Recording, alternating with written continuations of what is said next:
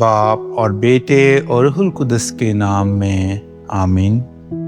جس طرح تو نے ہمارے دشمنوں پر سزا بھیجی، اسی طرح تو نے ہمیں اپنے پاس بلایا اور عزت بخشی۔ ہمارے لیے آج کی تلاوت حکمت کی کتاب اس کا 18واں باب اور اس کی 6 آیت سے لے کر 9 آیت تک۔ اور اس رات کی ہمارے باپ دادا کو پہلے خبر دی گئی تھی تاکہ ان کی روحیں تازہ ہوں اور وہ یقین سے جان لیں کہ کیسی قسموں پر انہوں نے بھروسہ کیا۔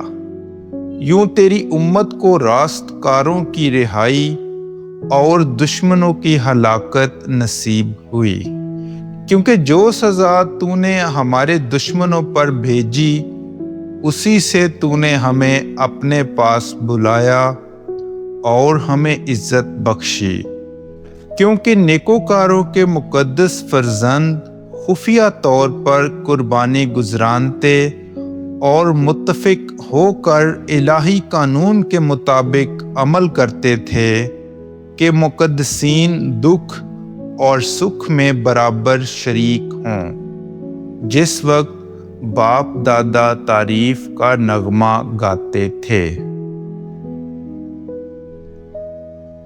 پاک کلام کے پڑھے اور سنے جانے پر خدا کی برکت ہو۔